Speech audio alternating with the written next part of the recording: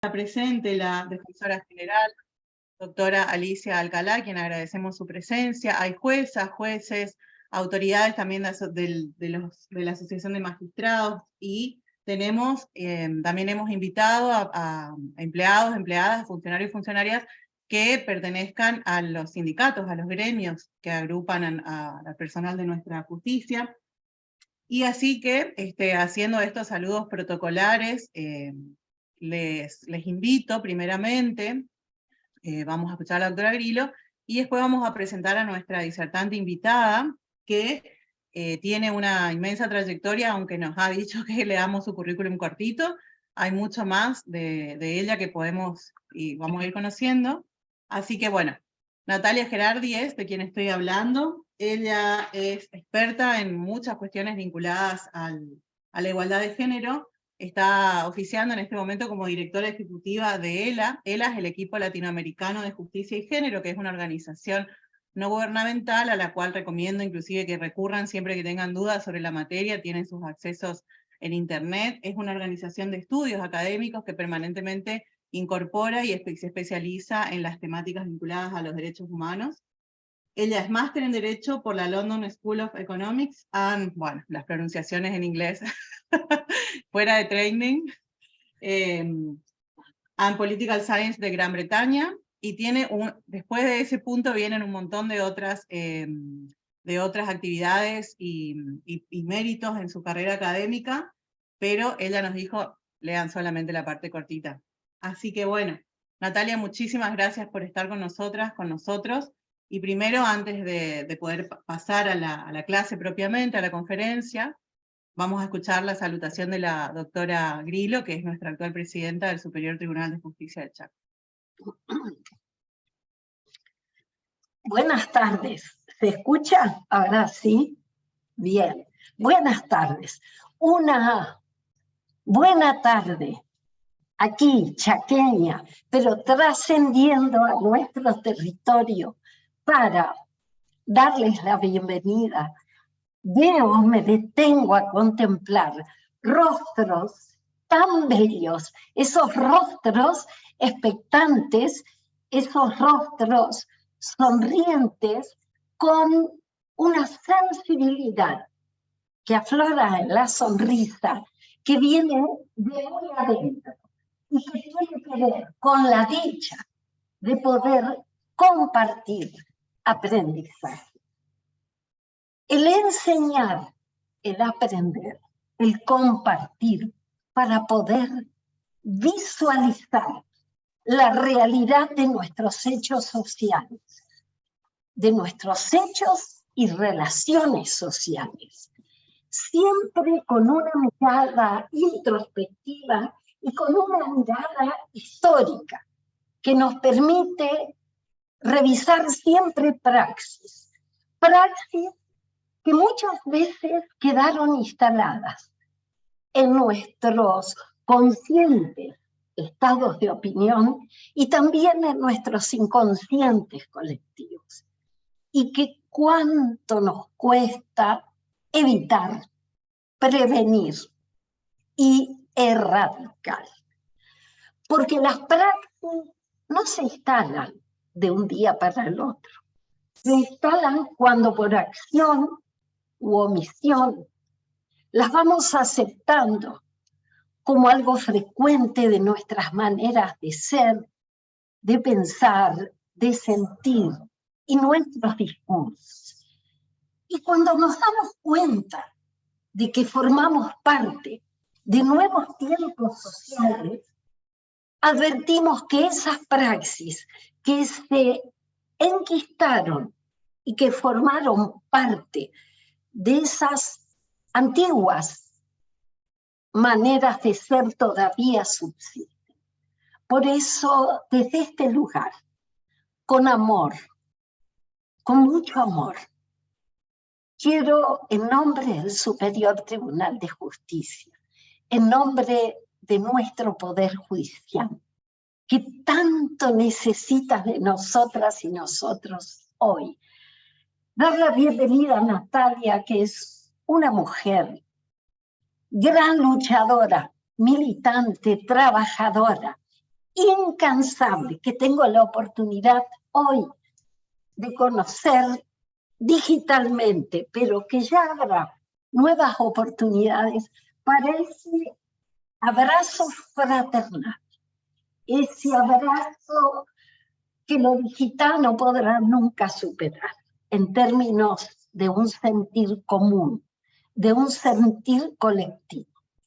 Gracias, Natalia, por aceptar este desafío de compartir este pequeño homenaje de un aprendizaje que tiene que ver con la necesidad de reconocer algo que expreso siempre y que me parece oportuno compartir hoy también.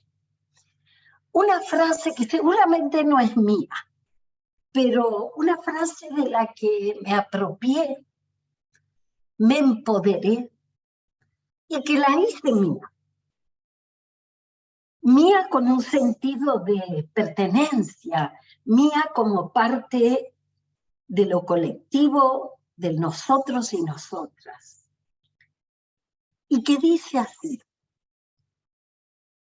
para aprender, es lo que vamos a hacer hoy y vamos a proponer hoy.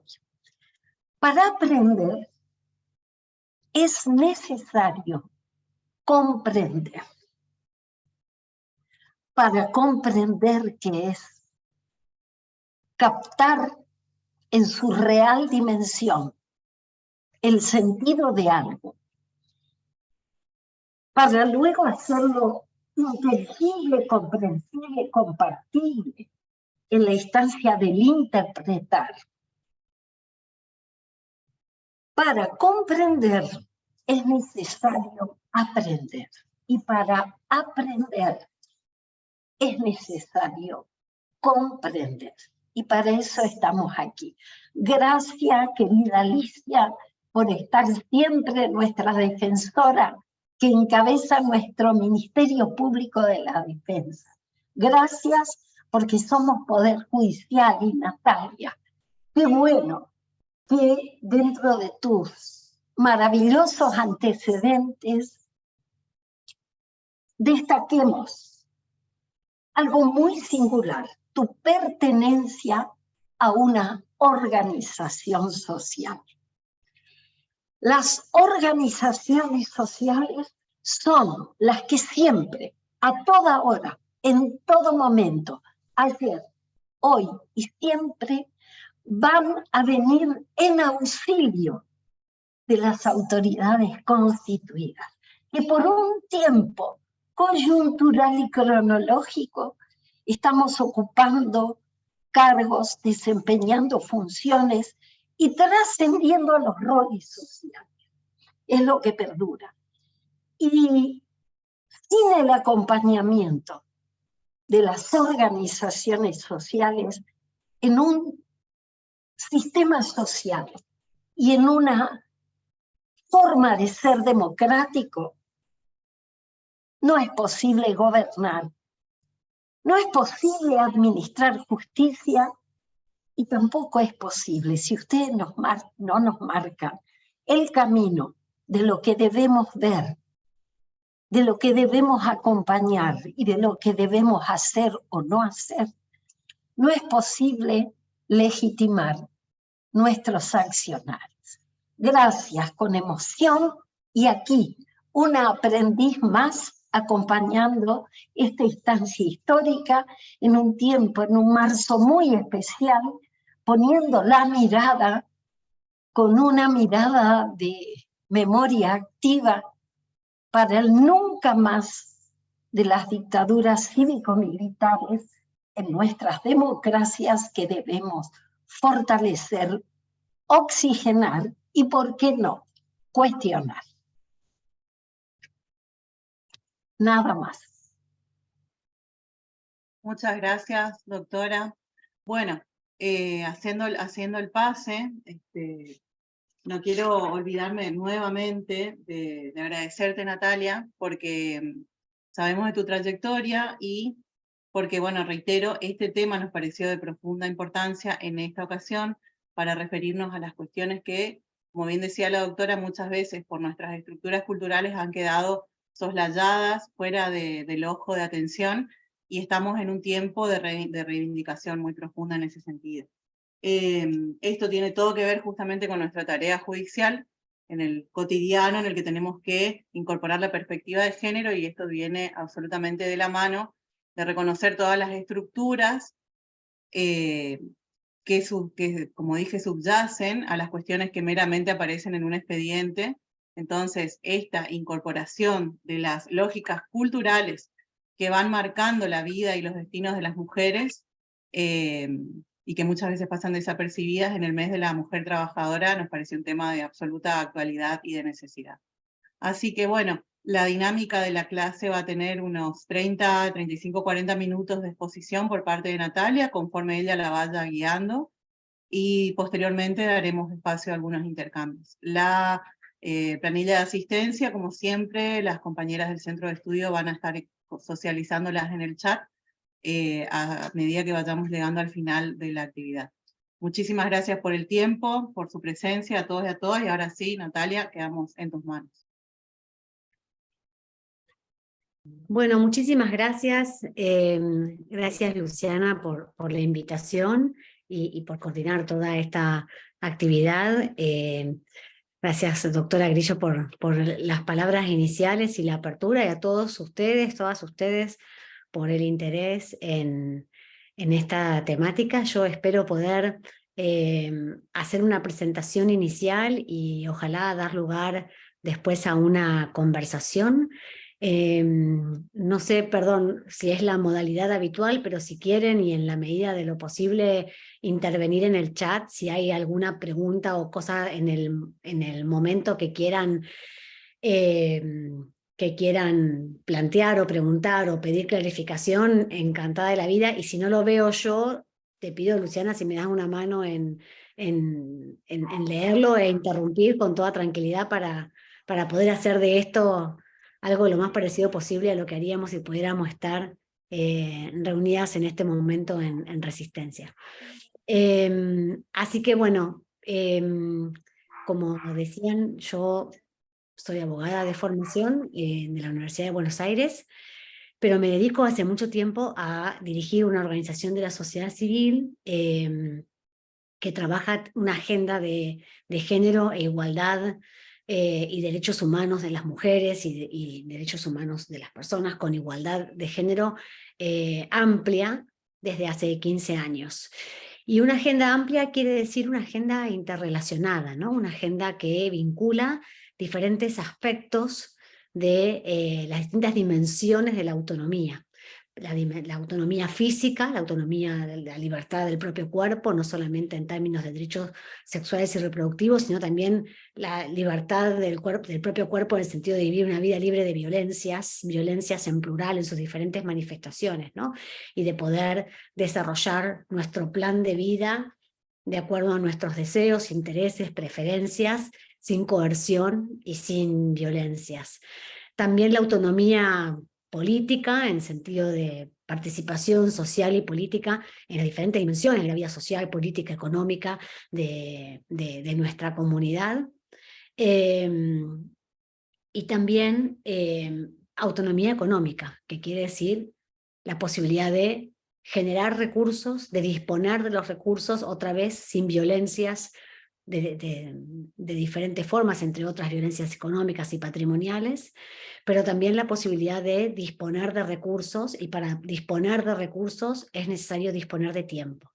Sin tiempo no podemos elegir cómo cómo ordenamos nuestra vida y nuestra posibilidad de dedicarle tiempo y esfuerzo a nuestra propia formación, a nuestro propio desarrollo, al empleo, a las iniciativas que querramos disponer para tener autonomía económica. Y todo eso está vinculado, ¿no? La autonomía física, la autonomía política y la autonomía económica está vinculada interrelacionadamente para poder básicamente vivir en libertad, ¿no? Y organizar nuestra vida familiar, social, individual, comunitaria, de la manera en que querramos hacerlo con libertad. Esa es nuestra agenda, esa es la agenda de trabajo de nuestra organización y por eso trabajamos en esta diversidad, esta amplitud de temas, con el foco puesto en la idea de acompañar los procesos de fortalecimiento de la autonomía de las mujeres en toda su diversidad y en las diferentes circunstancias y formas y modos de vida que cada quien elija para sí. Entonces, la invitación del Poder Judicial de Chaco y lo que conversamos con Luciana en la preparación para este encuentro tenía que ver con abordar uno de esos aspectos y en una dimensión que viene siendo tratada, creo yo, ustedes me dirán, de manera creciente, digamos, crecientemente más relevante en la agenda social y en la agenda pública, como es el tema de los cuidados. Y entonces, la interpelación de la conversación de hoy tiene que ver con eso, como qué significan los cuidados y cómo impactan en el tiempo y en la autonomía económica de las mujeres y en el mercado de trabajo. Y ustedes como integrantes del Poder Judicial me parece que tienen distintas miradas y diferentes formas de abordar ese tema. El propio Poder Judicial como actor, como empleador, pero también como un actor social súper relevante al momento de pensar la protección de derechos, la garantía de derechos, la reivindicación y la reparación de la vulneración de derechos. Entonces, quiero empezar por hacer primero como un repaso sobre la estructura del mercado de trabajo, cómo esto impacta de manera desigual en términos de género en mujeres y varones, y podemos además profundizar y analizarlo de manera más particularizada dentro de esos colectivos, y después finalizar ya más en un diálogo, espero, con ustedes respecto de cuál es el rol del Poder Judicial en todo esto. ¿Cómo puede pensarse el Poder Judicial en su trabajo interno y también en su trabajo hacia la comunidad? Entonces voy ahora a compartir pantalla. Ahí estamos. Se ve bien, ¿no es cierto? ¿Sí? Bueno. Esto hace que yo ya no vea el chat, por eso cualquier cosa me avisan. Entonces, el tema de hoy, perdón, el tema que nos convoca hoy tiene que ver con esto, el impacto de la carga de cuidados en las mujeres y en su inserción laboral. Y por eso es que me parece relevante pensarlo en el Poder Judicial como un espacio de inserción laboral en sí misma y también en las decisiones que toma respecto de las personas sobre cuyas condiciones de vida de diversas maneras intervienen. Vamos a empezar por el principio, y es ¿de qué hablamos cuando hablamos de cuidados? ¿No? Hay una preocupación que tenemos, y de hecho hablamos justamente hoy, esta mañana, en una reunión que convocó el Sistema de Naciones Unidas en Buenos Aires, en una reunión interagencial que coorganizaba ONU Mujeres, UNICEF, la OIT, ONU-SIDA, el PNUD y la CEPAL. Y lo que nos preguntábamos esta mañana era, bueno, ¿cómo podemos contribuir a hacer de este tema de cuidados que todas esas agencias de Naciones Unidas y nosotras como sociedad civil y mis colegas y amigas como académicas y docentes e investigadoras venimos trabajando desde hace tanto tiempo y que creemos ya que, bueno, hemos avanzado un montón y hemos evolucionado un montón en la agenda, de modo tal que este ya es un tema del que se habla públicamente como aspirábamos a que sucediera durante tantos años. Pero lo cierto es que cuando trascendemos los espacios que habitualmente circulamos, los espacios por los que habitualmente trabajamos, vemos que no es tan asible, no es tan fácil de transmitir de qué hablamos cuando hablamos de cuidados. Y por qué este es un tema que es de agenda pública y no solamente es un tema de preocupación y abordaje individual de las personas o de las familias. El cuidado es todo aquello que hacemos y que sucede cotidianamente y que permite la reproducción de la vida. Son esas actividades indispensables, rutinarias, sostenidas, que son constitutivas de la sociedad, que permiten el sostenimiento y la reproducción de la vida, ¿no? Y que nos atraviesan a todas las personas a lo largo de toda nuestra vida, con algunos aspectos materiales muy concretos, pero también emocionales y simbólicos. El cuidado es la atención de la alimentación cotidiana, de la salud, de la higiene, el descanso, la educación, la evolución cognitiva, el ocio, el ocio y el descanso. Todo eso es lo que sucede cotidianamente y que hace que la vida funcione, que un trabajador o trabajadora pueda volver al día siguiente a poner su fuerza de trabajo a disposición del empleador. Lo puede hacer porque descansó, porque se alimentó, porque se higienizó, porque tuvo un hogar, porque sus necesidades emocionales y físicas fueron satisfechas. Entonces, eso es lo que sucede cotidianamente y que hace que el mundo siga girando. Ahora, ¿cómo sucede todo eso? No son las manos invisibles del mercado, son las manos invisibles del cuidado.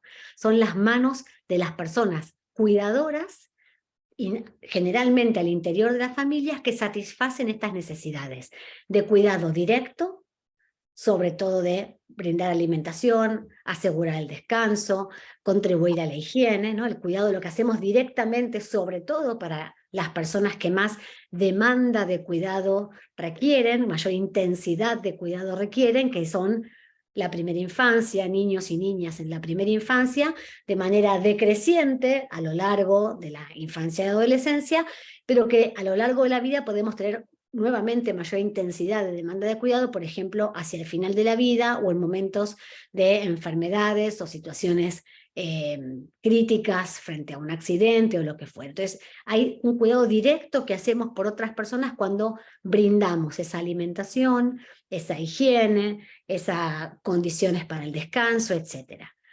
Ahora, también hay cuidado que nos procuramos a favor de nosotras, de nosotros mismos. Eso es el autocuidado. Concurrir al médico o la atención de la salud, alimentarnos, vestirnos, descansar, etc. Lo que brindamos respecto de nosotras y de nosotros mismos. Eso es el autocuidado. Pero también gestionamos el cuidado para otras personas. Tal vez no le brindo cuidado directo a una persona mayor de mi familia, porque no estoy allí haciendo nada en forma directa para el aseo o la comida y demás, pero sí gestiono esas precondiciones. Me ocupo de las compras, me ocupo de turnos médicos, gestiono la atención a través de otras personas. Entonces, todo eso, el cuidado directo que brindamos de manera directa, poniendo el cuerpo y el tiempo propio, el autocuidado y la gestión del cuidado de otras personas, o el aseguramiento de las precondiciones para el cuidado. Alguien tiene que hacer las compras para que se pueda cocinar, alguien tiene que comprar los elementos de limpieza para que se contribuya a la higiene del hogar. Todo eso constituye el cuidado. Entonces, como vemos, es un sinfín de acciones cotidianas, tan cotidianas y tan reiterativas que ya ni las vemos, pero todo eso que no vemos sucede cotidianamente, de manera rutinaria, y requiere tiempo y esfuerzo. Lleva tiempo, esfuerzo, requiere ciertas competencias, entonces eso es un trabajo, constituye trabajo. Y además genera valor económico. Si alguien no lo hace gratuitamente, como generalmente sucede en las familias, y se debiera pagar en el mercado, eso genera, eso requiere recursos, y si lo contabilizamos, cuánto le estamos, al hacerlo de manera no remunerada, además de no reconocida, ese trabajo está generando un valor económico, porque el sistema de reproducción capitalista descansa en la preexistencia de eso para que el mundo funcione, ¿no? Ahora, ¿las personas se dividen en cuidadoras y cuidadas? ¿O sos receptor de cuidado? ¿O brindás cuidado? No. De manera interrelacionada, a lo largo de nuestra vida, brindamos y recibimos cuidado y dedicamos tiempo a nuestro autocuidado también. Ese es el concepto de interdependencia, descrito por Tronto hace ya muchos años, en la idea de que ninguna persona es totalmente autónoma, ninguna persona vive aislada del resto, y por lo tanto tenemos esta interdependencia. De manera interdependiente brindamos y recibimos cuidado con mayor o menor intensidad, con mayor o menor dedicación de tiempo a lo largo de la vida. Por supuesto, como decía al principio, hay momentos de la vida en que hay mayor dependencia y mayor intensidad de demanda de cuidado, clásicamente en la primera infancia, y tal vez de manera creciente, pero no necesariamente así, hacia el final de la vida, ¿no? Cuando las personas mayores van requiriendo de mayores asistencia y acompañamiento para seguir ejerciendo su autonomía, pero probablemente requieran mayor intensidad de cuidado dependiendo de las personas y las circunstancias. Y hay un error habitualmente repetido que tiene que ver con las personas con discapacidad, que se las concibe muchas veces como personas necesitadas de cuidado o receptoras de cuidado, y eso no es así. Definitivamente no es necesariamente así. Las personas con discapacidad lo que tienen derecho es a recibir los apoyos y los servicios necesarios para poder ejercer su autonomía y tomar las decisiones acerca de su vida, de las condiciones para su vida independiente. Entonces, las personas con discapacidad pueden requerir muchas veces ciertos apoyos y acceso a ciertos servicios, pero no para ser cuidadas, sino para ejercer su derecho a una vida independiente de la forma en que cada quien lo decida. Y además tienen derecho a ejercer su derecho también a cuidar. Esto es algo que trabajamos mucho desde ELA con el movimiento de personas con discapacidad, sobre todo de mujeres con discapacidad, que en parte de sus derechos es el ejercicio de la maternidad, y como madres, también por supuesto como padres, los papás varones con discapacidad, pero trabajamos más con las mujeres, su derecho a cuidar, su derecho no solamente a su autocuidado y las condiciones para su vida independiente, sino también para cuidar sus hijos o hijas o cualquier otra persona a la que puedan destinar cuidado. Entonces, todo ese concepto polisémico, en el sentido de que tiene distintas dimensiones, diferentes formas de abordaje, todo ese concepto es el concepto de cuidados. Como ven, un concepto complejo, de distintas dimensiones, que vincula elementos materiales, emocionales y simbólicos, pero que se traducen en la necesidad de destinar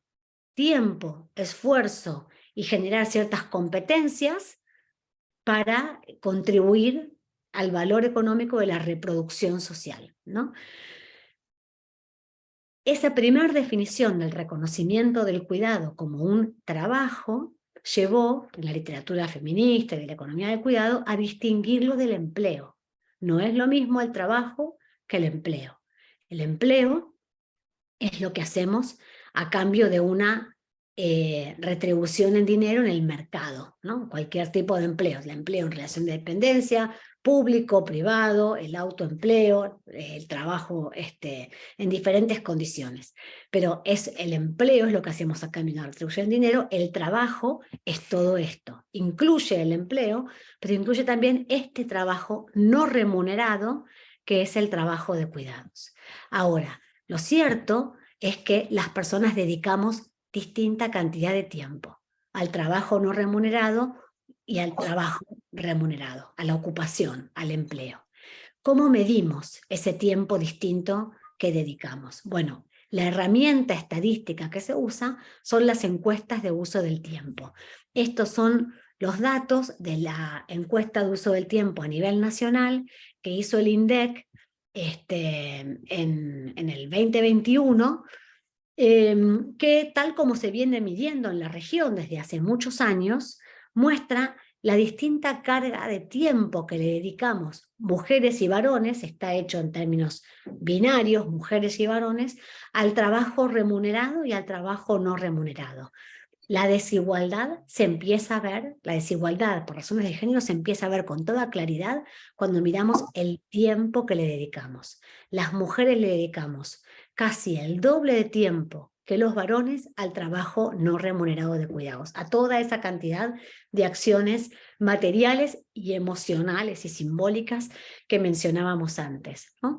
Casi 6 horas y media versus los varones 3 horas 40. Mientras que las mujeres también trabajamos en la ocupación, digamos, a cambio de una retribución en dinero, en el empleo, pero menos tiempo. ¿Por qué? Porque el tiempo es finito y le dedicamos entonces menos horas al trabajo remunerado, al empleo remunerado, que los varones, casi 2 horas menos de tiempo. Por supuesto no se suma, ¿no? Uno y la otra. ¿Qué quiere decir esto? Que las mujeres trabajamos más.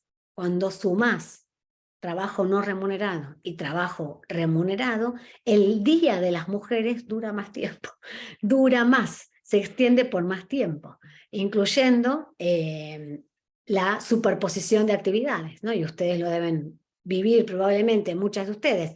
Estás haciendo el multitasking, haces una cosa mientras gestionas otras, ¿no? Estás en el empleo mientras además supervisás lo que sucede en otro espacio. Entonces, esa tensión mayor en el tiempo de las mujeres, por supuesto, tiene un costo en el bienestar, en la disposición, en la capacidad de dedicar, asumir nuevas responsabilidades, etc. Y empieza a cimentarse ahí y a verse con toda claridad esas desigualdades de género en el tiempo. Esto no era un problema tan claro cuando las mujeres no estaban masivamente en el mercado de trabajo. Pero hubo una incorporación masiva de las mujeres al mercado de trabajo. Las mujeres siempre trabajaron, pero esa masificación de la inserción laboral de las mujeres no trajo aparejada una reformulación del tiempo privado, del tiempo de cuidado al interior de las familias. Entonces, la desigualdad en los cuidados es la otra cara de la moneda de la desigualdad económica y social de las mujeres, porque no solamente las mujeres trabajan más horas cuando sumas el trabajo remunerado y el no remunerado, sino que además se insertan laboralmente en ocupaciones generalmente peor pagas, peor remuneradas, con mayor informalidad en el empleo y con menor cantidad de horas en el trabajo, ¿no? Hay 20 puntos porcentuales de diferencia entre la inserción laboral de las mujeres y la de los varones que se sostiene a lo largo del tiempo. Pueden mejorar los indicadores de inserción laboral de unas y de otros, pero esa diferencia de 20 puntos porcentuales se sostiene y tiene que ver con la desigualdad en la distribución social del cuidado al interior de las familias. Lo cierto es que la sociedad hoy penaliza a quienes aseguran el cuidado, ¿no? Hay una penalización, hay un castigo para las mujeres que garantizan el cuidado, en términos de menos autonomía, peor calidad de vida y mayores desigualdades sociales y económicas. Mayores desigualdades hoy, actualmente, pero también mayores desigualdades futuras, porque la mala calidad de la inserción laboral de hoy, en términos de empleo desprotegido, empleo informal, empleo de tiempo parcial, se paga en la protección social futura. Peores condiciones de empleo hoy quiere decir una peor situación al momento de la vejez, donde además las mujeres son más longevas.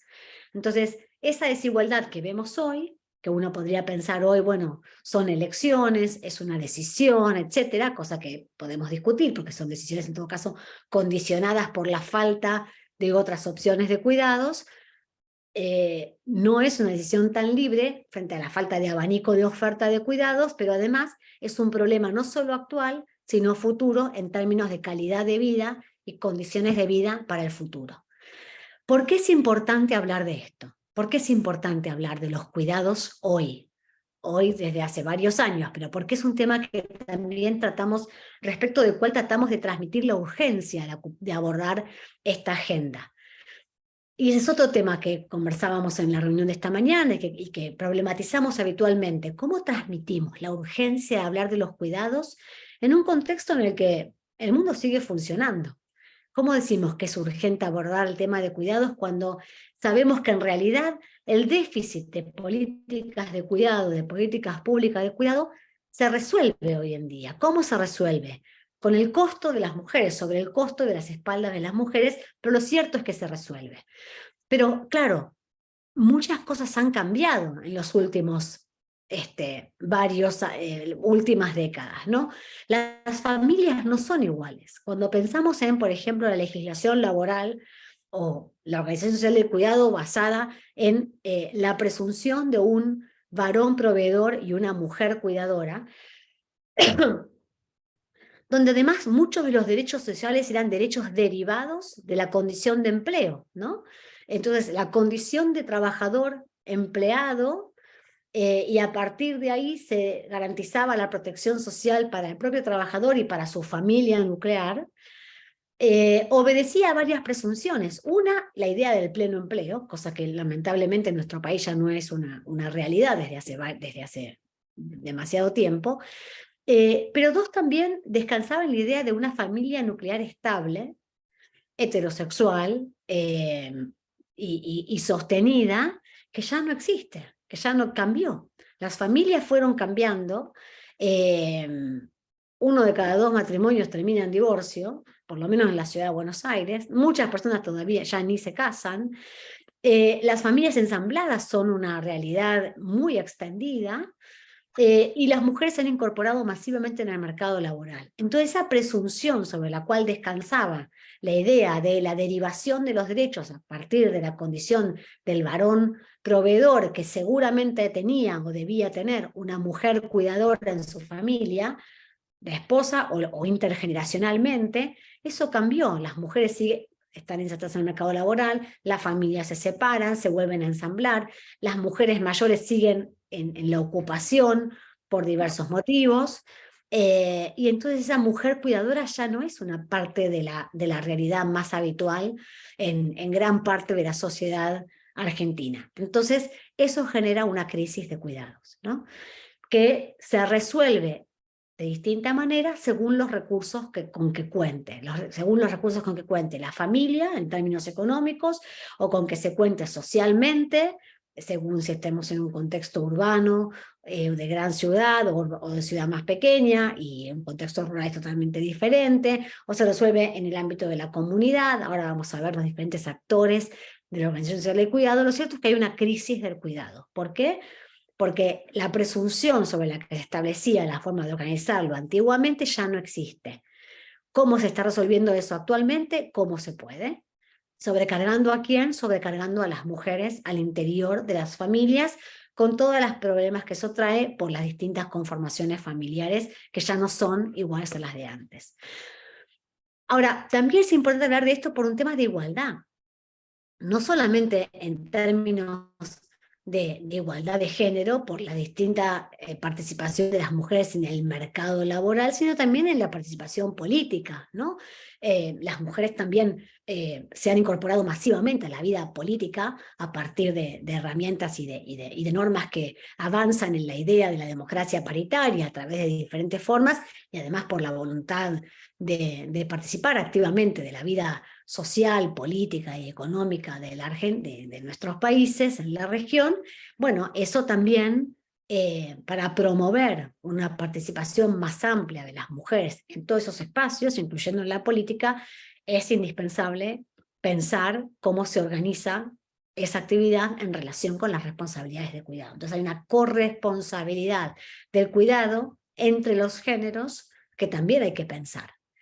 Y finalmente, en relación con la autonomía física, ¿no? Una de las formas más elocuentes tal vez de pensar el impacto que tiene la sobrecarga del cuidado en las mujeres es cuando lo pensamos desde la perspectiva de una mujer que atraviesa situación de violencia en una relación de pareja. Sin autonomía económica, las chances de esa mujer de salir de una relación marcada por la violencia, donde hay sometimiento entre, además de físico, tal vez sexual, una sujeción económica, una dependencia económica a esa persona, probablemente es una situación agravada que requiere una atención urgente y que se trata de abordar desde ciertas políticas públicas, como los programas Acompañar, etcétera, pero que claramente necesita también una mirada más sistémica, más de fondo. Entonces, hay una preocupación por la igualdad que tiene que ver con una dimensión central del bienestar y del desarrollo, ¿no? Parte de la argumentación que tratamos de promover en relación con por qué es importante abordar los cuidados, porque es muy difícil pensar una agenda de desarrollo para el país que requiere la participación más activa en el mercado de trabajo, que requiere la profesionalización de las diferentes ocupaciones y demás, si no pensamos en la agenda de cuidados. Después también es importante pensarlo en relación con las problemáticas más amplias de las familias, ¿no? De la idea de la conciliación trabajo-familia, de la corresponsabilidad entre los géneros, la corresponsabilidad intergeneracional. Es muy preocupante ver, justamente la última encuesta de uso del tiempo, ver cómo un 10% de las niños y adolescentes, sobre todo adolescentes de Argentina, le dedican 5 horas por día al cuidado al interior de sus familias, ¿no? Eso quiere decir adolescentes, sobre todo mujeres adolescentes, que no están dedicando ese tiempo a sus estudios, a su formación, a su descanso, a su ocio, a su recreación, ¿no? Entonces, pensar las problemáticas familiares asociadas a esa falta de corresponsabilidad en el cuidado, de participación de una política pública más amplia de cuidado, que finalmente también lo que hace es contribuir a la reproducción de la pobreza y a la feminización de la pobreza. Y después también hay justificaciones o argumentos más instrumentales, más pragmáticos, que también son importantes ponerlos sobre la mesa, y eso es algo que tratamos de hacer desde ELA con diferentes estudios que hemos hecho, y es pensar, bueno, tiene sentido, hace sentido para el crecimiento y el dinamismo económico. Generar políticas de cuidado promueve la creación de empleos. La OIT hizo una estimación a nivel global sobre la cantidad de empleos que se podrían crear si se promueve un sistema de cuidados integral más amplio a través de la desfamiliarización. Eso quiere decir que no necesariamente descansen las familias, sino que esa sea una elección, pero que haya la posibilidad de acceso a ciertos servicios. Y en esa estimación que hace la OIT, la Organización Internacional del Trabajo, para la Argentina, eso significaría la creación de 1.8 millones de empleos. Entonces hay justificaciones también más pragmáticas, más instrumentales. Queremos dinamizar la economía, queremos promover mayor inversión social, queremos generar más empleos. Bueno, invertir en políticas de cuidado puede generar también estos otros beneficios. Además de algo para el sector privado, que es muy relevante, que es, por ejemplo, no perder talentos femeninos, no perder a las mujeres en las que se ha invertido, en la formación, etcétera, pero que al momento de la vida reproductiva y de las responsabilidades de cuidado generadas por la llegada de hijos e hijas al hogar, genera una retracción de las mujeres del lugar de trabajo. Bueno, hay como toda una batería de argumentos que desde nuestra perspectiva es importante poner sobre la mesa, porque promueve la posibilidad de generar conversaciones distintas con diferentes actores. Cuando lo miramos desde el punto de vista del empleo y analizando cuál es la brecha en actividad y en subocupación de las mujeres y qué impacto tiene el cuidado en la participación de las mujeres en el empleo, los datos son muy elocuentes, ¿no? Y son muy interesantes. Una de las explicaciones para la brecha en la tasa de empleo y de actividad de las mujeres y de los varones tiene que ver con que las mujeres le dedican más tiempo a las tareas domésticas y de cuidado que los varones. Lo que veíamos hace un ratito en términos de cantidad de horas por día, y bueno, es muy fácil imaginar cómo las mujeres que le dedican casi el doble de tiempo que los varones a las tareas de cuidado, claramente es tiempo que no le pueden dedicar al empleo remunerado. Entonces, la tasa de actividad de las mujeres, con datos del segundo trimestre del 2022, son esos casi 20 puntos porcentuales que les decía al principio, ¿no? La tasa de actividad de las mujeres es el 50,2 y los varones 68,6. Entonces casi 20 puntos de diferencia en términos de participación activa en el mercado de trabajo. Y lo mismo en subocupación horaria, aquellas personas que trabajan menos de lo que quisieran. Esa situación de trabajar menos de lo que quisieran le pasa más a las mujeres. Esa es la situación de 13,3% de las mujeres, que a los varones. Pero cuando eso lo analizamos además en términos de cantidad de responsabilidades reproductivas que tienen esas mujeres, esos varones, la situación de las mujeres con hijos es peor que la de las mujeres sin hijos, y en todos los casos es peor que la de los varones, aún con hijos. Los varones con hijos tienen mejores tasas de actividad, tienen una tasa de actividad mayor que de las mujeres con hijos, ¿no? Entonces, eso que es una penalización, como decía más temprano, para las mujeres, no funciona de la misma manera para los varones.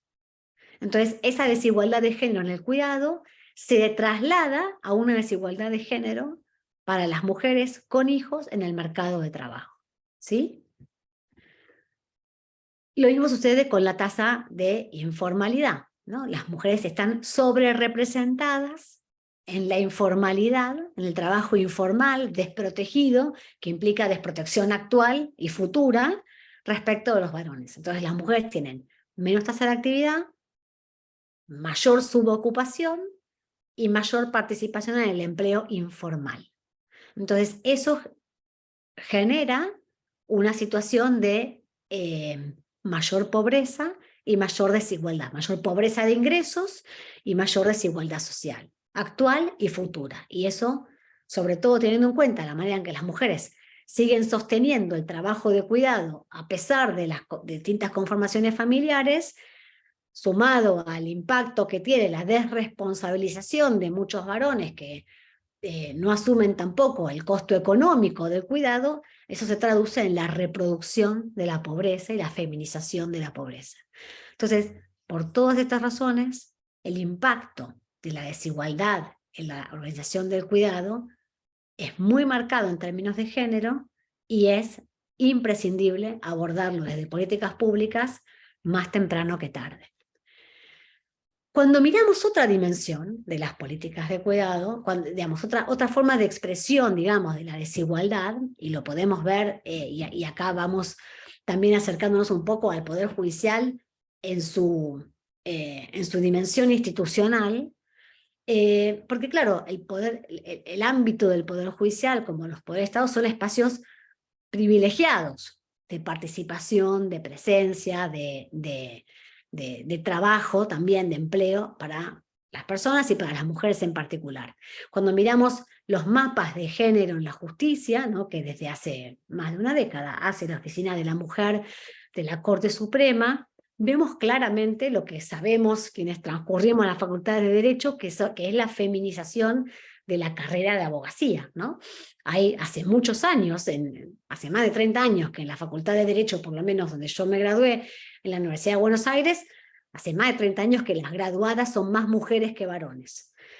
Ahora, cuando mirás la composición del Poder Judicial, en el ámbito de la Ciudad de Buenos Aires, pero a lo largo de todo el país, también se verifica una feminización de las integrantes, ¿no?, en términos de integrantes del Poder Judicial.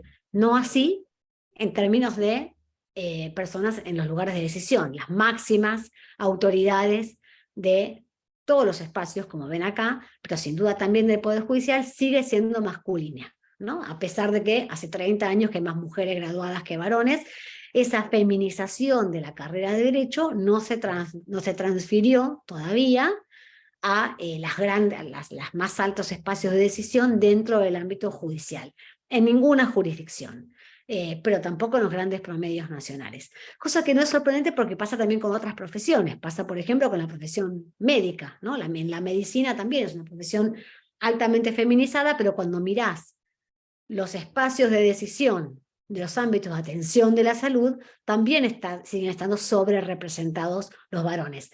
Un lugar de ocupación sumamente feminizado, como es la educación, está sobre representada los liderazgos de varones en las escuelas, sobre todo en las secundarias y por supuesto mucho más en ámbitos universitarios, de varones que de mujeres, ¿no? Pero aún si mirás la educación inicial, frente a la cantidad de maestros varones de educación inicial, hay desproporcionadamente más en lugares de decisión de ese espacio altamente feminizado que respecto a otros estamentos del ámbito educativo. Entonces, cuando miramos lugares de decisión, y acá viene el fenómeno del techo de cristal, siempre la participación de las mujeres es menor. Hicimos este estudio que se llama Sexo y Poder, ¿Quién manda en Argentina? Lo hicimos en el año 2010 y lo volvimos a hacer en el año 2020, pensando que en esos 10 años, en esa década en la que tanto había cambiado para la agenda de la igualdad de género, íbamos a encontrar alguna diferencia significativa en la participación de mujeres en los espacios número 1 de decisión de esta cantidad de puestos relevados. Miramos 6.435 puestos relevados número 1 de decisión en el 2010 y más de 10.000 en el 2020, mirando la política, que quiere decir los 3 poderes del Estado en todas las jurisdicciones nacional, provinciales y municipal. En la economía son las grandes empresas, en los grandes sindicatos, la sociedad civil, espacios de atención de la salud, ámbito educativo, ciencia, medios, etc. Y sin embargo, las mujeres siguen estando muy escuetamente representadas en los puestos número 1 de decisión. En esa década en la que tanto cambió, en la que fue el Ni Una Menos, la Marea Verde, las grandes movilizaciones, la reivindicación de la agenda de la igualdad de género, sin embargo, solamente mejoraron 2 puntos porcentuales, del 16% al 18%. Entonces, claramente hay un fenómeno ahí que tiene que ver con los techos de cristal, que muestra que la participación de las mujeres en el lugar de decisión sigue siendo una tarea pendiente. Ahora, en esta enorme diversidad de espacios, si hay una variable explicativa que atraviesa todos esos lugares, tiene que ver con la organización social del cuidado y la forma en que, como sociedad, distribuimos esa responsabilidad de cuidado intergeneracionalmente y con qué recursos contamos para hacerlo. Entonces, claramente este es un problema que atraviesa después y que se refleja a lo largo de las instituciones de la vida pública, política y democrática. Y si tenemos la convicción de que es importante promover espacios de decisión más igualitarios, porque creemos que en espacios de decisión más diversos, con una representación más amplia de voces, con un debate público más rico, más diverso, más plural, si creemos que eso contribuye a mejorar la democracia, bueno, debiéramos hacer algo con esto que subyace, que es una organización social de cuidado que todavía sobrecarga, que recae exclusivamente o muy prioritariamente en las familias, y dentro de las familias sobrecarga a las mujeres, y esa es una llave para, una llave maestra, digamos, para destrabar la participación de las mujeres en otros espacios. Como ven, cuando miramos el empleo y el empleo privado, esa posición de las mujeres está entre las más preocupantes. Pero no solamente, también en otros espacios como sindicales. Y por eso les voy a dedicar un poquito de tiempo a pensar qué cosas se están haciendo y se pueden hacer dentro de esos espacios, que también son ámbitos con los que ustedes interactúan en su función jurisdiccional, para analizar el impacto de esa organización social del cuidado tan injusta en términos de género, pero también en términos socioeconómicos. ¿Por qué? Porque toda esta desigualdad no impacta igual en las mujeres más pobres que en las mujeres con más recursos. Las mujeres más pobres tienen además una sobrecarga de cuidado, porque aquello que no pueden lograr de las políticas públicas no están en condiciones de comprarlo en servicios del mercado. Para Natalia, eso, sí, ¿sí? Una interrupción, por perdón. supuesto. Atento que habías dicho que no veías el chat. Sí, Quizás te parezca esto un pequeño paréntesis que podamos hacer porque empezaron a surgir intervenciones. ahí Justo estoy mirando el chat. Dale. antes de avanzar con esto, porque justamente lo que anunciaste que vas a hablar, hay una pregunta que se relaciona. Si me Dale. permitiste, leo algunos comentarios, bueno, agradecimientos y personas como Andrés y la doctora Alcalá que han señalado que es muy interesante el tema. María Pía resaltó que cuando la mujer está embarazada pierde muchas chances de ascensos en relación al hombre, o sea, hizo ese aporte. Y tenemos 2 preguntas que por ahí van.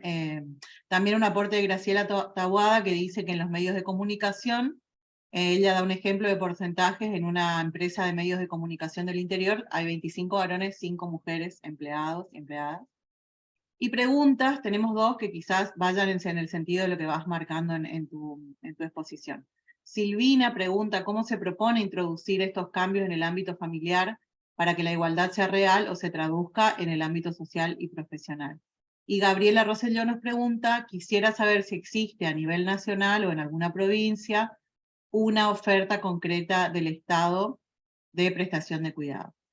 Antes de avanzar también te hago una acotación sobre la cuestión del mapa de género. Chaco tiene ese gusto de poder señalar que tiene tiene el mayor índice de paridad de género en nuestro Poder Judicial, por lo menos a nivel nacional está número 1 en ese sentido.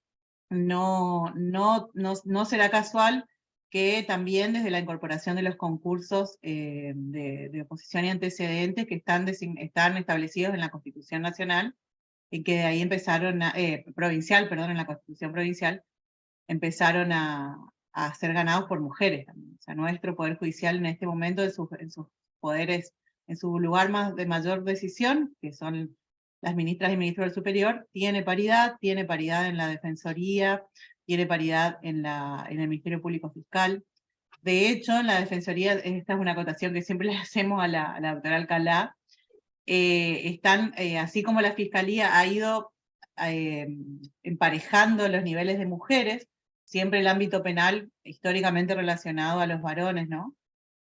Los ámbitos de la Defensoría están emparejando la incorporación de varones, porque también son roles que históricamente han sido asignados a mujeres, ¿no? O sea, la justicia de familia y las defensorías o asesorías, que justamente son roles de cuidado dentro de la estructura judicial, son roles de cuidado históricamente, como que ahí se percibe una tendencia a que las mujeres sean las que se postulan, por supuesto, para esos cargos, entonces ganan esos cargos mujeres, ¿no? Pero Chaco avanza mucho en ese sentido, felizmente, hacia la paridad. Bueno, después teníamos otra, no sé si querés, paramos ahí o después tenemos varias preguntas más, pero... Excelente, muchas gracias Luciana. Ahí abrí el chat para seguirlas mejor y les agradezco un montón los aportes y comentarios. Y me parece bárbaro hacerlos ahora si vamos conversando y vamos enriqueciendo la charla con sus aportes. Empezamos por esto del final. Sí, Chaco es una provincia que tiene esa paridad y es claramente nada para destacar. Pena que sea tan excepcional, ¿no? Porque también eso, destacamos la excepcionalidad de lo que debiera ser el principio, pero estamos en esa situación en la que tenemos que destacar ese progreso y también, como vos decías recién, pensar, bueno, ¿cuáles fueron los facilitadores para avanzar hacia ese progreso? La formalización de los concursos sin duda que es sumamente relevante, a veces no es suficiente, y eso lo ha analizado, y alguien pedía por ahí si había algún dato, tanto el Ministerio Público de la Defensa de la Nación, con asiento en la Ciudad de Buenos Aires, como el Ministerio Público Fiscal, hicieron estudios para analizar el impacto de la igualdad de género en el marco de los concursos, cuánto mejoraron con los concursos públicos de oposición y antecedentes, cuánto mejoró la participación de mujeres para el acceso a espacios de decisión en esos lugares, y vieron que tiene sus límites también, o sea, sin duda que es imprescindible, básicamente hacer más transparente, más democrático el ingreso y las oportunidades de ascenso. Eso siempre va a ser positivo en términos de igualdad de género, entre otras, pero también en términos de transparencia, de rendición de cuentas, de exigibilidad de derechos, siempre va a ser positivo. Pero lo que vieron también es que no es suficiente. No es suficiente porque juegan también, por un lado, algunos sesgos inconscientes, pero también cierta, a veces, autoexclusión de las mujeres para participar de manera más activa en esos concursos. ¿Pero por qué? Porque sigue operando la distribución social del cuidado injusta, de la que somos parte y reproducción social y culturalmente, ¿no? Y de la que no somos ajenas las propias mujeres. Pero sin duda que el tema de la composición de los poderes judiciales, entre otras cosas, esto es interesante, tracciona el índice para arriba. Cuando miramos acá, que mencionaba, a ver, no, ay, perdón. Ese número, el índice de la política, que es uno de los que está en mejores condiciones, ¿no? Digamos, mejor que la economía, que los sindicatos, que el ámbito educativo y demás, cuando hablamos de política hablamos ahí de los 3 poderes del Estado. Y el poder del Estado, que está en mejores condiciones, en gran medida, bueno, es el legislativo, sin duda, por la paridad, pero lo sigue el judicial, y está en mucha peor situación el poder ejecutivo. Y eso es algo para tener en cuenta. Ahora, otra de las preguntas que hacía, y ya que estoy con eso, y porque la leí, la mencionaba Elizabeth Yochoche, y perdón que si pronuncio mal el apellido seguramente, que preguntaba por la situación de la mujer indígena. Bueno, en nuestro estudio de Sexo y Poder, quien manda en Argentina, en el 2020 tratamos de mirar y de visibilizar especialmente la situación de las mujeres indígenas, de las mujeres con discapacidad y de las personas del colectivo LGBT. Y por supuesto, su presencia en lugares número 1 de decisión es inexistente. Están en lugares de decisión, en niveles intermedios, y tratamos de capturarlo con una mirada cualitativa, justamente porque nos parecía relevante visibilizar aquellas poquísimas personas de esos colectivos, entre ellas las mujeres indígenas, en espacios de decisión. Pero es casi anecdótica, porque la Natalia, exclusión... ¿Perdón? sí, no, perdón, yo que te corté. Estaba buscando el huequito para meterme porque nos parecía importante esto. Primero contarte que Elizabeth es nuestra coordinadora de pueblos indígenas para el Poder Judicial del Chaco, y en su larga trayectoria ella es la primera mujer que ha ocupado un cargo público en la provincia, como integrante de las comunidades indígenas. Y también, si te parece apropiado, le damos la palabra a la doctora Alcalá, que seguramente tendrá un aporte desde el Ministerio Público de la Defensa, que ha levantado la mano hace un ratito. Sí, con todo gusto. Bueno, qué buena noticia esto de la participación de Elizabeth Yocoche en el Poder Judicial. Sin duda, las políticas activas que se promuevan desde esos espacios para mirar específicamente cómo promover mayor incorporación y visibilidad y articulación con los pueblos indígenas es fundamental. Sí, doctora Alcalá, con todo gusto. Sí, ¿qué tal, Natalia? Primero agradecerte muchísimo esta tarde compartiendo con vos, que nos abrís la cabeza, nos haces pensar en cosas que a lo mejor las tenemos incorporadas automáticamente y no las pensamos. Y en este sentido siempre me preocupa realmente las actitudes que tomamos las mujeres con otras mujeres. Y al momento, sobre todo, de tomar decisiones, vos dijiste al principio cómo el Poder Judicial, por supuesto, tiene que administrar justicia.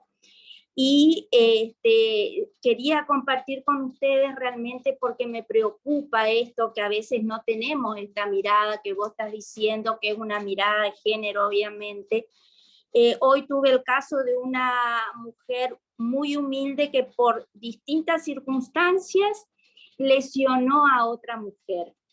Esta, vamos a ponerle A, está con prisión preventiva hace 15 días, es madre de 2 niños, tiene un trabajo en blanco como empleada doméstica, cosa que es muy, a veces no se da, y posiblemente le den prisión domiciliaria, con lo que pierda su trabajo, único sostén de la casa.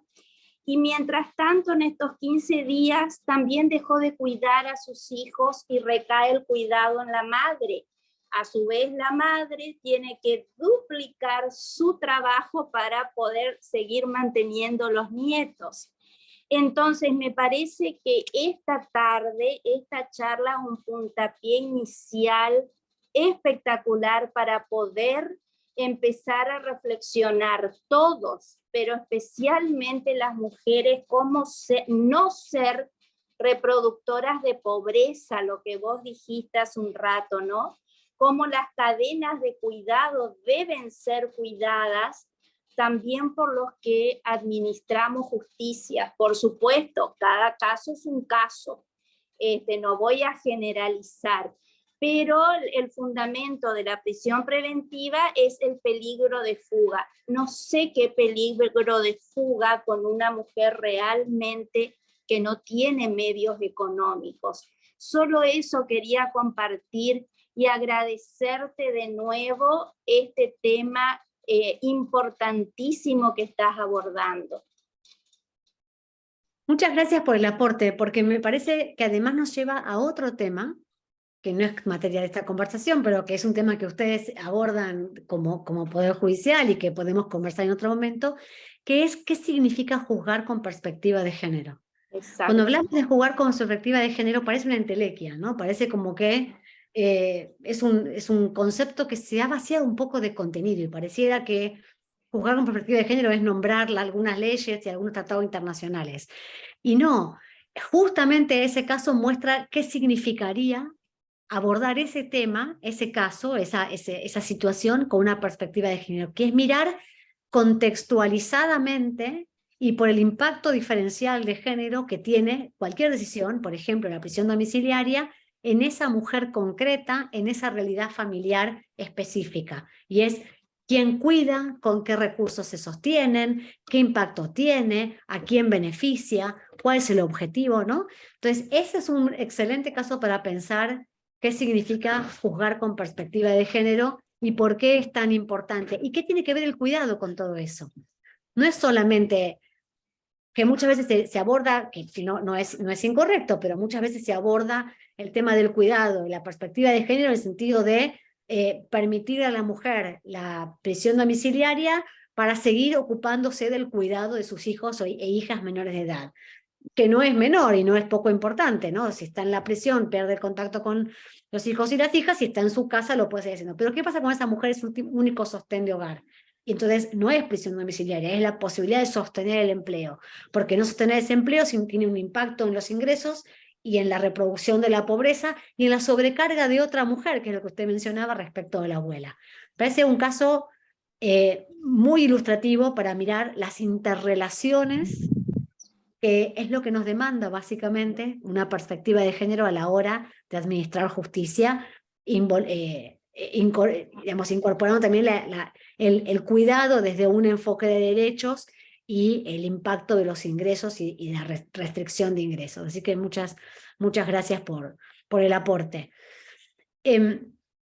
Siguiendo con los comentarios, siguiendo con los comentarios, ahí decían, las mujeres embarazadas muchas veces pierden chances de ascensos en favor de hombres, y es cierto, ¿por qué el embarazo actual o el potencial, ¿no? Muchas mujeres en edad reproductiva o frente al momento del matrimonio pierden posibilidades de ascensos, no porque vayan a tener necesariamente hijos o hijas o porque vayan a decidir priorizar el cuidado frente a el desarrollo de una carrera, sino por lo que culturalmente se atribuye a una mujer en edad reproductiva. Entonces, esa es una explicación, por ejemplo, de por qué está la protección del matrimonio en la ley de contrato de trabajo a favor de la mujer explícitamente, aunque después se haya expandido en su interpretación a favor de los varones. ¿Por qué? Porque se suponía que la mujer casada se casaba para procrear, o que pronto iba a procrear, y frente a el nacimiento de hijos o hijas, eso iba a tener un impacto en su dedicación al cuidado, al trabajo, que iba a reducirse en favor de las responsabilidades de cuidado. Esos son todos prejuicios, son todos preconceptos, estereotipos de género construidos no de la nada, sino de esta idea culturalmente construida y reproducida de cómo se organiza socialmente el cuidado. Y esa puede no ser ni la elección, ni la situación, ni la condición de ninguna mujer cuidadora. Entonces, parte de la idea de por qué una mujer embarazada pierde chances de ascensos tiene que ver con eso, con lo que se supone que esa mujer embarazada va a hacer y va a priorizar más adelante, que puede no ser para nada su caso. Y al mismo tiempo impone ciertas obligaciones o ciertos también preconceptos en los varones a quienes se les castiga o estigmatiza si desearan avanzar en responsabilidades de cuidado. Tienen menos días de licencia, son mal vistos probablemente frente a la decisión de buscar la posibilidad de cuidar más activamente, porque ¿cómo vas a hacer eso? Eso es algo que no te corresponde, le corresponde a tu esposa. Entonces, esa mirada prejuiciosa y culturalmente construida sobre los cuidados, como son o debieran ser, desde una mirada basada en estereotipos de género, es problemática para todos, básicamente. Entonces, ahí teníamos otro de los temas.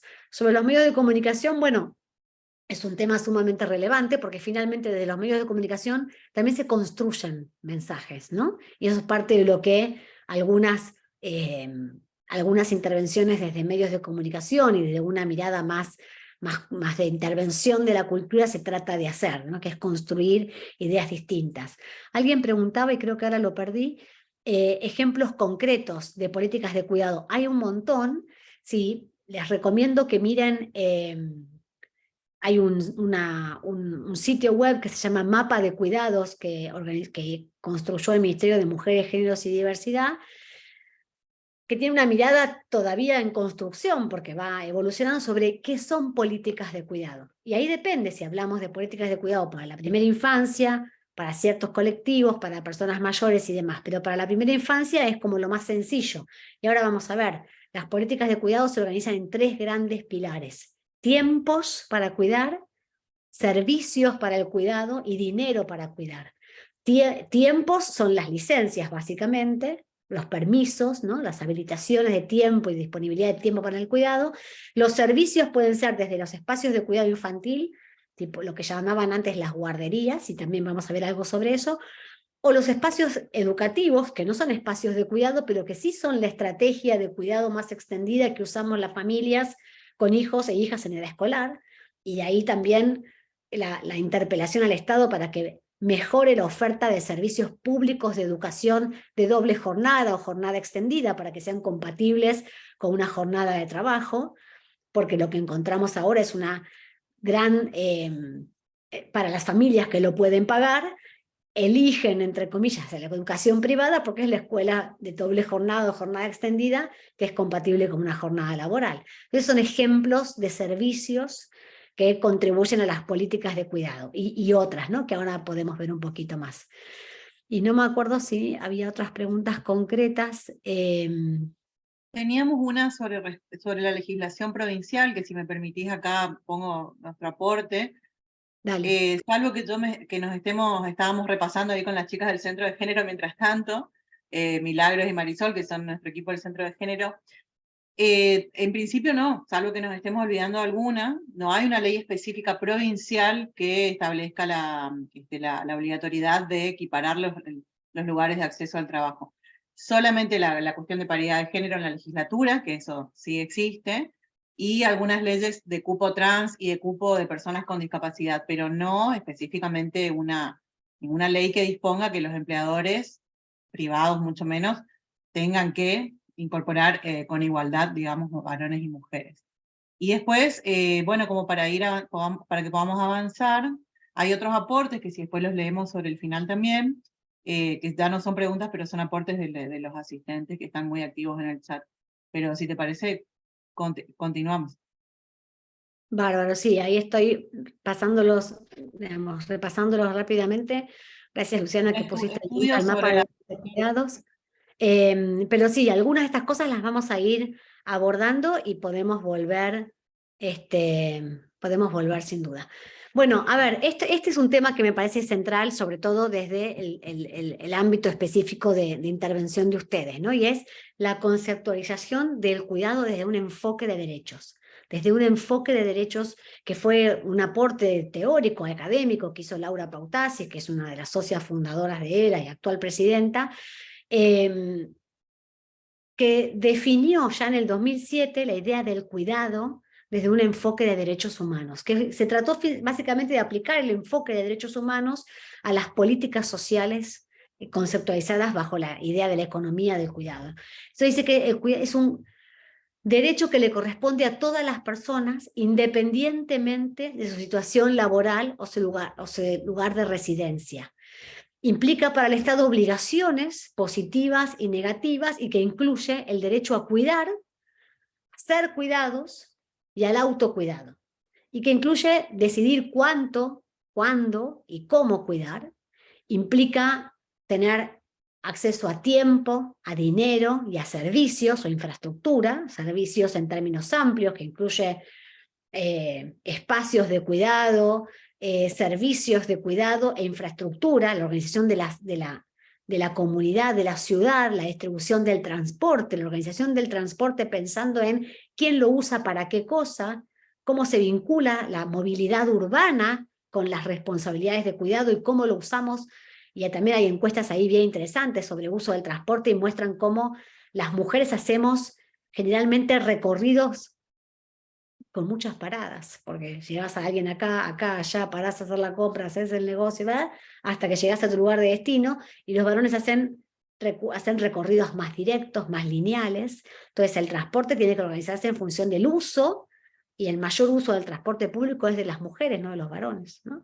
Entonces, bueno, todo eso es la infraestructura. Y el derecho a cuidar en condiciones adecuadas, eso también se vincula con algo que mencionaban en el chat recién, que tenía que ver con las condiciones adecuadas de cuidado y de las personas trabajadoras del cuidado, que muchas veces es un trabajo no reconocido, mal remunerado, también en condiciones de precariedad e informalidad, que reproduce también la feminización de la pobreza. Entonces, esta conceptualización del cuidado de un enfoque de derechos también lo pone en el centro como una responsabilidad social colectiva. No es ya la necesidad individual que recae en las familias y dentro de las familias sobrecarga a las mujeres, sino que también es la interpelación al Estado a participar como regulador, como ordenador de los derechos y obligaciones, como proveedor de servicios y de infraestructura, y que también interpela a la comunidad y al mercado. El mercado en términos de empleo privado, pero también de otro actor social súper importante, que son los sindicatos, que pueden mover, muchas veces mueven de manera muy significativa la conversación. Entonces, eso nos remite a esta idea del diamante de cuidado, ¿no? En la literatura de la economía del cuidado lo definió una teórica hace ya mucho tiempo, la idea del diamante de cuidado, que tiene 4 grandes actores fundamentales: el Estado, la comunidad, el mercado y las familias. Y la idea de que el trabajo de cuidado, los cuidados, interpelan de diferentes maneras interrelacionadamente a estos 4 grandes actores fundamentales.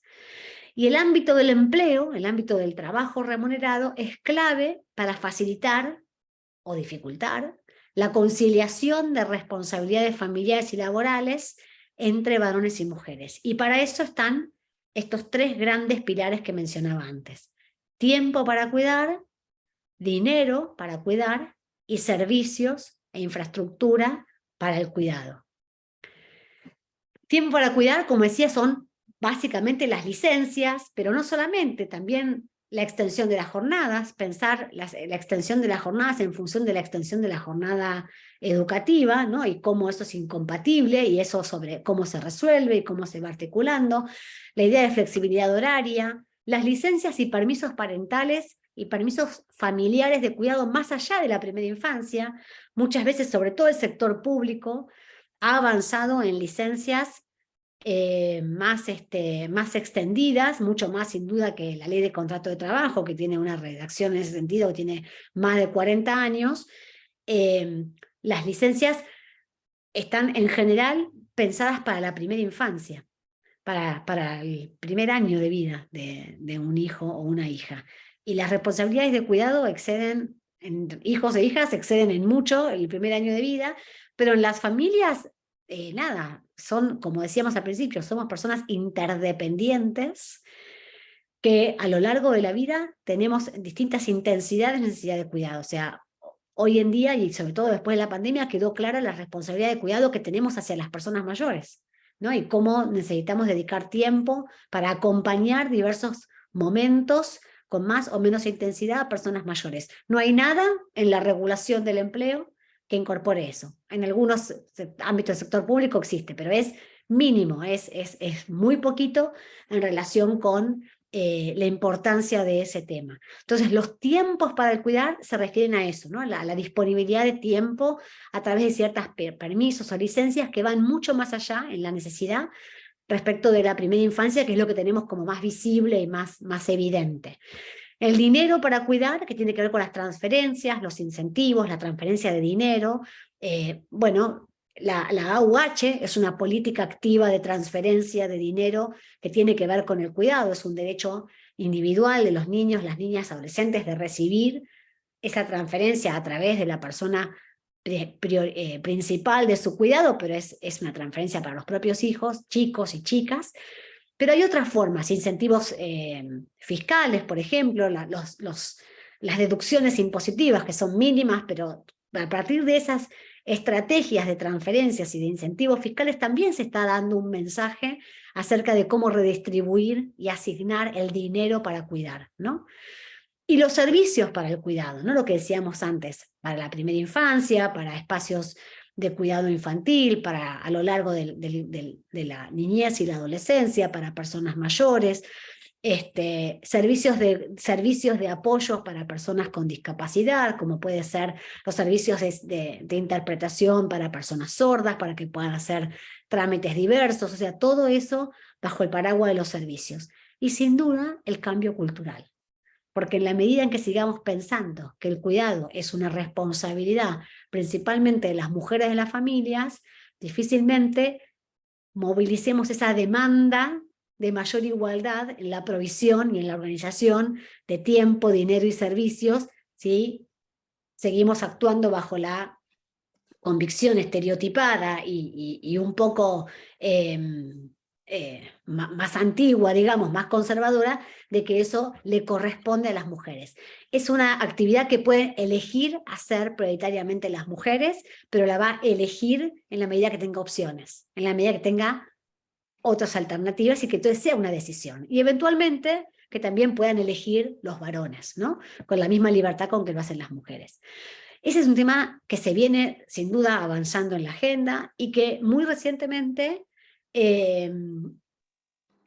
vimos un avance que llevaba 40 años de demora, más de 40 años de demora, que es la reglamentación del artículo de la Ley de Contrato de Trabajo que establece la obligación de establecimientos privados con más de 100 empleados. La ley originalmente decía empleadas, pero la interpretación que hace la Corte desde una perspectiva de derechos, mirando no solamente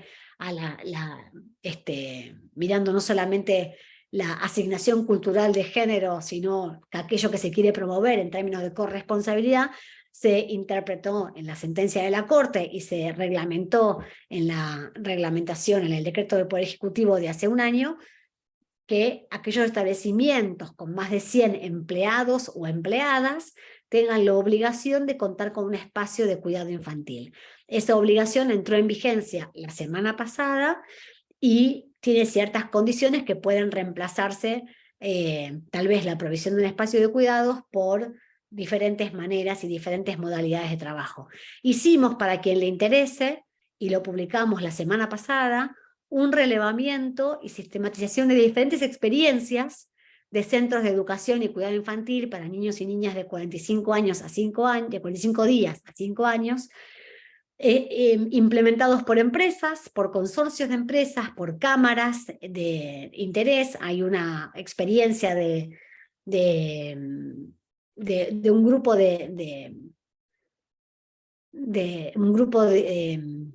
rural vinculado con la recolección de arándanos en la provincia de Tucumán, y muestran cómo gestionan un espacio de cuidado infantil en una articulación entre diferentes actores que vincula sindicatos, mutuales, productores, sector privado, recursos públicos, de una manera bien interesante. Entonces, para quien le interese ver cómo se puede avanzar en la concreción de esta responsabilidad de garantizar espacios de cuidado, bueno, ahí hay un estudio cualitativo de pocas experiencias, 5 o 6 experiencias, pero de diferentes sectores productivos que pueden mostrar algunas pistas sobre cómo hacerlo. Y dentro de eso podemos ver también cuáles son los beneficios, ¿no? Cómo esto beneficia de distintas maneras en las experiencias que relevamos a las familias y a las empresas. No me voy a detener en esto, quien tenga interés lo pueden descargar desde la página web de ELA. Pero sirve, me parece a mí, y por eso lo quería traer, para mostrar distintas dimensiones y diferentes formas en que se viene avanzando en la idea de los cuidados. Lo mismo que desde los sindicatos, ¿no? Y desde las empresas más pequeñas. Entonces, mucha parte del esfuerzo que hemos dedicado en los últimos años, sobre todo en la alianza de ELA con UNICEF, es a problematizar la distribución social del cuidado y la necesidad de las empresas de distintas dimensiones. Lo que veíamos antes eran empresas grandes, pero acá les muestro una parte del trabajo de empresas pequeñas y medianas, que a lo mejor también es parte de los ámbitos laborales con los que interactúan ustedes de diferentes maneras desde el Poder Judicial de Chaco, y que hay diferentes maneras en que han ido avanzando en la recepción de este compromiso de las pymes con la igualdad de género. Y lo mismo respecto de los sindicatos. Los sindicatos también, como les decía antes, son un actor bien interesante para promover una agenda de igualdad. Lo que vimos es que en los últimos años los sindicatos avanzaron bastante, no tantísimo, pero sí de una manera bien interesante para promover convenios colectivos de trabajo que incluyan de alguna forma políticas vinculadas con el cuidado. Acá, y un paréntesis para destacar, tiene que ver con quiénes son las personas que definen la negociación sindical. Bueno, ¿se acuerdan cuando vimos esa lista, digamos, de espacios centrales analizados por nuestro estudio Sexo y Poder, quien manda en Argentina? Vimos que la participación de mujeres en los puestos número 1 de decisión en sindicatos es bastante modesta, ¿no? Por no decir demasiado pequeña. Por supuesto que hay muchísimo movimiento sindical de mujeres y hay muchas mujeres en sindicatos. Lo que hay son estructuras de poder dentro de los sindicatos que las excluyen mayoritariamente de los espacios de máxima decisión. Por supuesto, las mujeres han logrado penetrar otros espacios y han logrado promover discusiones colectivas bien interesantes y traer esta agenda desde los espacios que ocupan. Y esto es lo que vemos en este relevamiento. 73% de los convenios colectivos de trabajo que relevamos en ese estudio tienen de diversas maneras la incorporación de alguna forma de política de cuidado. Claro, la mayor cantidad de esas políticas de cuidado están vinculadas con uno de los pilares que veíamos, tiempo, ¿no? O sea, se han ampliado los tiempos del cuidado, las licencias, los permisos parentales, para licencias de paternidad, licencias para la adopción, atención de una persona familiar, y en mucha menor medida, sobre el 22%, en la asignación de dinero, por la redistribución de dinero, ¿no? A través de asignaciones por nacimiento, o asignaciones por inicio de clases, o montos fijos por reembolsos de gastos de jardines o de guarderías, y etc. Y muy poquito ha logrado transformar la estructura, la infraestructura, los servicios. Básicamente hay apenas un 10% que se enfocó en salas de lactancia, que son importantes, pero que abordan un aspecto muy puntual, ¿no? De las necesidades de cuidado. Entonces, pero bueno, lo cierto es que la participación de las mujeres en ámbitos sindicales, pero en general, también es importante por esto, por las agendas que movilizan las mujeres. La autora mencionaba hace un rato que muchas veces las mujeres no necesariamente protegemos la agenda de género, no abogamos por la agenda de género, no miramos con una perspectiva de género o mirando el impacto que tiene hacia otras mujeres, y eso es muy cierto. Pero también es cierto que no es solamente responsabilidad de las mujeres, o sea, es cierto que promovemos más mujeres en lugares de decisión, pero más mujeres no cualquiera, sino mujeres con una concepción igualitaria y una mirada de género y un enfoque basado en principios feministas. Pero bueno, lo mismo le exigimos, debemos exigirle, creo yo, a los varones, que también tienen la misma obligación de promover un enfoque de derechos humanos, un enfoque de género y un compromiso con la igualdad. Y eso es parte de lo que se está trabajando. No me voy a detener en esto, pero es parte de los materiales que están disponibles en nuestra página web para quien quiera ahondar un poco más en el trabajo que se ha hecho desde los sindicatos, que son un actor social sumamente relevante y que han logrado mover de manera bien interesante la agenda de conversación en algunos sectores. Pero quería dedicarle un poquito de tiempo antes de volver a ustedes y la conversación que se fue dando en el chat y otras que podamos promover ahora sobre qué significa pensar el cuidado y trascenderlo de una herramienta analítica, como han sido los estudios del cuidado, la economía del cuidado y demás, a una herramienta política de reivindicación de derechos y de transformación de derechos. Hay un modelo que se usa en la literatura y que amplificó la OIT recientemente, lo que se llama el modelo de las 5 Rs, el reconocimiento, redistribución, reducción, representación y remuneración, ¿no? Es una agenda que promueve el reconocimiento, o sea, la visibilización y la reivindicación de la importancia de el cuidado para la vida social, para la reproducción de la sociedad, incluso para el sistema de producción capitalista, ¿no? O sea, el trabajador ideal, que es varón, o es la trabajadora, el trabajador y la trabajadora, pueden poner su fuerza de trabajo al servicio de la reproducción del capital en nuestro sistema de producción, porque hay un trabajo de cuidado que alguien resuelve, ¿no? Entonces, reconocer el valor de esa contribución del trabajo de cuidado ha sido un objetivo muy importante. Ahora, es insuficiente. Es importante ese reconocimiento, valorizarlo, hacerlo visible y también reconocer el valor económico que produce para el sistema. Es sumamente importante, pero es insuficiente. ¿Por qué? Porque con el reconocimiento solamente nos quedamos en la exaltación. Muchas veces la exaltación de la abnegación de las mujeres, que todo lo pueden, que todo lo hacen, que llevan adelante esto y lo otro. No está mal el reconocimiento, pero no va a lograr la redistribución, porque muchas veces lo que hace es reforzar el maternalismo, ¿no? Entonces lo que hace es reproducir las desigualdades. Entonces esa mujer abnegada le vamos a dar esta facilidad para que ella pueda con todo, porque siempre pueden. Bueno, podemos no querer hacer todo. Y entonces para poder no hacer todo hay que ir a la siguiente R, que es la redistribución. Yo puedo elegir hacer del cuidado también mi actividad principal y conciliarla con el trabajo productivo. Pero puedo no querer o no poder hacer todo, y entonces vamos a la segunda R, que es la redistribución.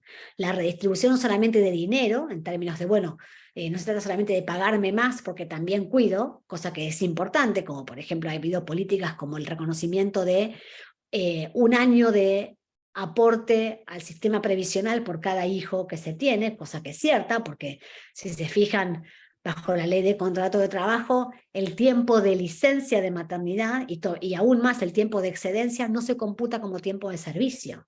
Entonces hay una penalización a la maternidad.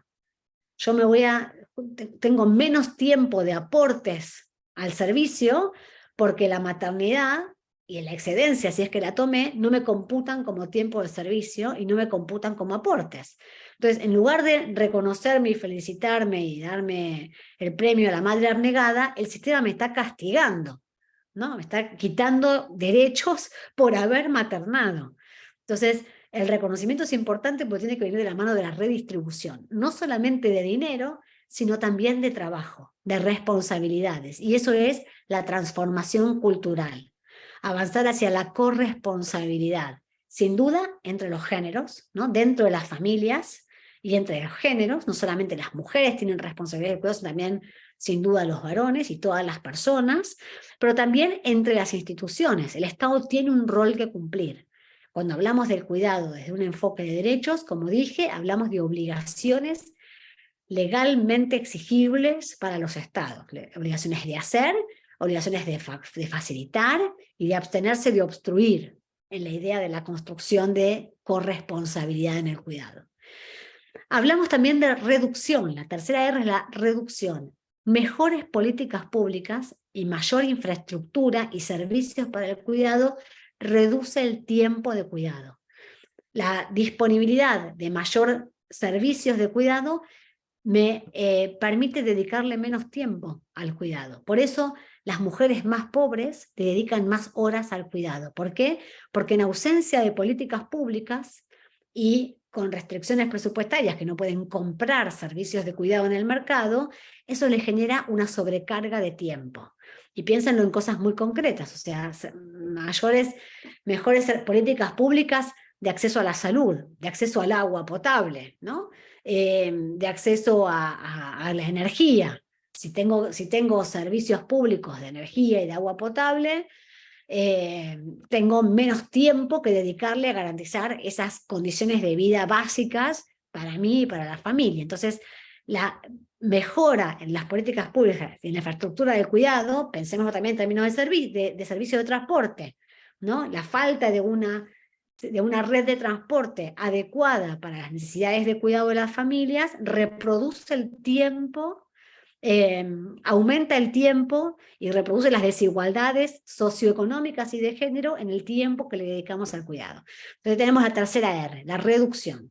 Entonces es el reconocimiento, la redistribución, la reducción que viene de la mano del acceso a mejores políticas y servicios e infraestructura, la representación, no solamente de a quienes se cuida, y ahí tenemos algo bien interesante que es un desafío, cómo escuchar a las personas a quienes se cuida, a niños, niñas, a adolescentes, a personas mayores, a personas con situaciones de enfermedades, etcétera, sino también a quienes brindan esos cuidados, ¿no? Y acá la OIT ha tenido un rol central de la representación, por ejemplo, de las trabajadoras del cuidado, las trabajadoras del hogar, las trabajadoras de casas particulares, pero también las personas que trabajan en los diferentes ámbitos del sector de la economía del cuidado, pensando en trabajadoras de la educación, trabajadoras de la salud, que son prioritariamente mujeres, mayoritariamente mujeres, y que es importante que estén representadas en la conversación. Y la última R, la remuneración, el reconocimiento de mejores condiciones de trabajo y mejores condiciones de empleo y de retribución económica para las trabajadoras del cuidado. Entonces ese modelo de las 5 Rs permite pensar distintas dimensiones del cuidado por el impacto que tiene en diferentes actores y diferentes espacios y ámbitos de los cuidados, ¿no?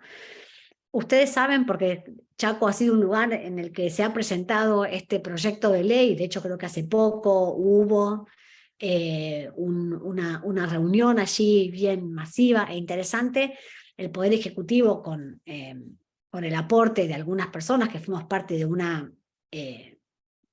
comisión ad honorem para pensar en un anteproyecto de ley. El Poder Ejecutivo trabajó en un proyecto de ley, en una conversación entre distintos ministerios, o sea, en la mesa interministerial del cuidado que generaron, y construyeron, finalmente elaboraron un proyecto de ley que se llama Cuidar en Igualdad, que crea un sistema integral de políticas de cuidados para la Argentina, que fue presentado al Congreso Nacional hace casi un año y en el que se ha avanzado todavía muy poco en su discusión sustantiva en el Congreso.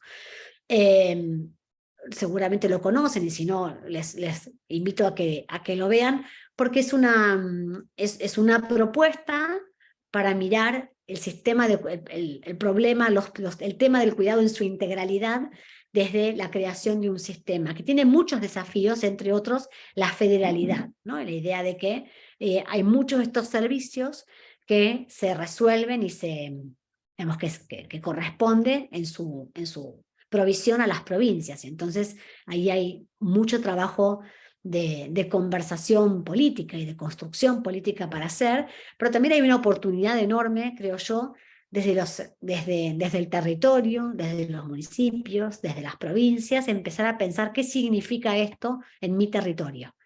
Y en lugar de pensarlo, como propone este proyecto de ley, de arriba hacia abajo, que es discutir el proyecto de ley para después ordenar las prestaciones y las diferentes dimensiones del sistema, también se puede pensar de abajo hacia arriba. Se puede, mientras se discute de arriba hacia abajo, piénsenlo de abajo hacia arriba, y creo yo que la oportunidad está también para analizarlo desde la comunidad, ¿no? Desde el territorio más inmediato, cómo se puede ir contribuyendo a algo que tiene que ser un sistema en construcción. ¿Y cuál es el rol del Poder Judicial en todo esto? ¿No? Como decíamos antes, el Poder Judicial es un espacio de empleo, es un espacio de cuidado, de trabajo. Las trabajadoras, los trabajadores del Poder Judicial tienen condiciones de empleo, condiciones privilegiadas en relación con el 40% de la población que trabaja de manera desprotegida e informal, etcétera. Pero también tiene condiciones muy estrictas a veces de empleo y muy desconectadas de la idea de pensar la organización social de los cuidados y, el espacio del Poder Judicial como un espacio de empleo.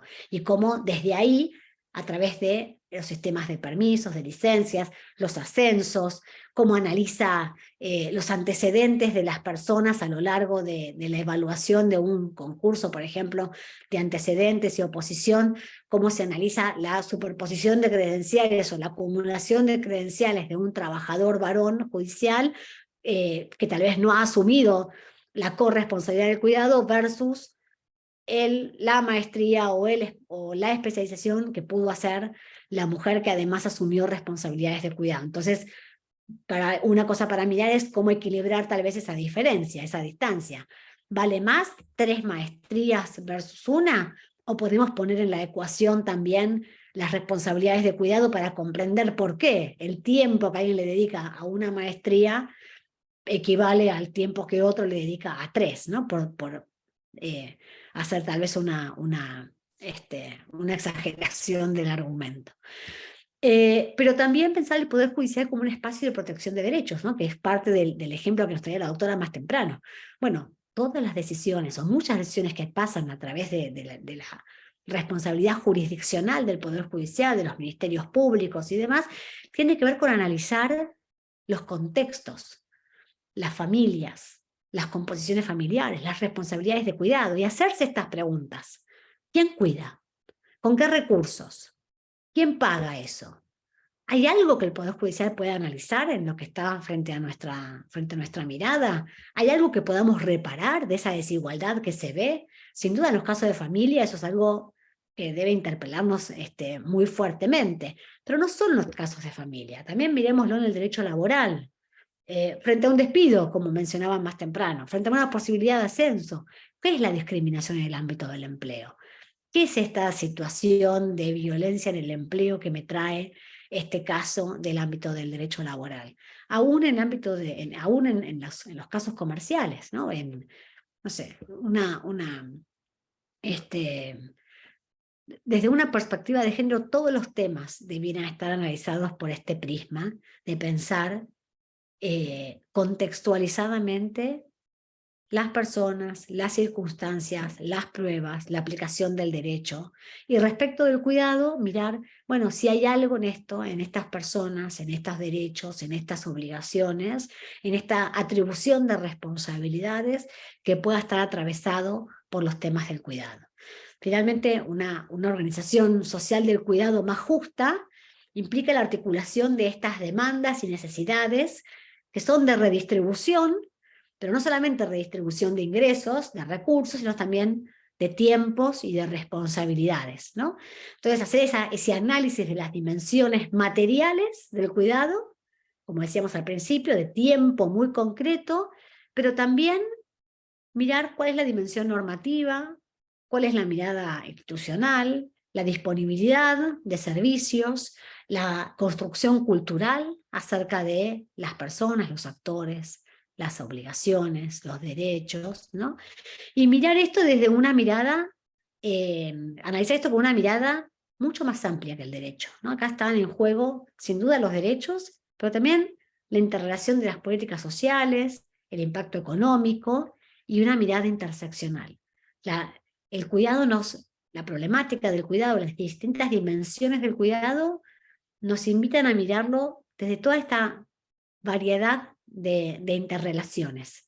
Y una mirada interseccional porque también tiene que ver con la forma en que de diferentes lugares, a través de distintas culturas, desde diferentes preferencias, desde diferentes realidades individuales, sociales, colectivas, nos atraviesa la problemática del cuidado. A nadie le es ajeno, ¿no? A ninguna de nosotras, a ninguno de nosotros nos es ajena la problemática del cuidado.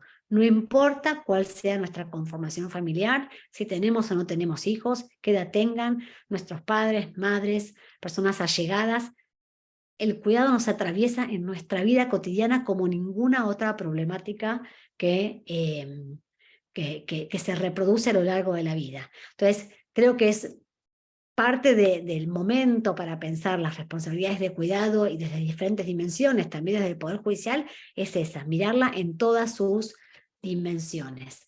Hay mucho más para hablar sobre esto y mucho más que pueden analizar. En nuestra página web están muchos estudios que mencioné y muchos otros, y hay una campaña que hemos hecho desde el año pasado y que proponemos profundizar, que se llama Políticas de Cuidado Ya, y también allí pueden encontrar recursos audiovisuales, historias de vida y distintas herramientas y elementos que les pueden servir para, bueno, para dar continuidad a esta conversación y desde nuestro punto de vista, desde nuestro lugar, a disposición para seguir conversando. Así que si les parece, dedicamos ahora un rato también a seguir conversando y podemos ver, Luciana, si hay más preguntas o aportes o comentarios en el chat. Gracias, muchísimas gracias, Natalia. Efectivamente, estamos muy contentas porque hay muchísima interacción en el chat, sobre todo el agradecimiento. Se ve que claramente es un tema convocante, es un tema que nos pone en crisis un montón de cuestiones que tienen que ver, como bien decís, en todos los ámbitos de la vida. Así que las asistentes están muy involucrados en la charla. Todo el mundo muy agradecido.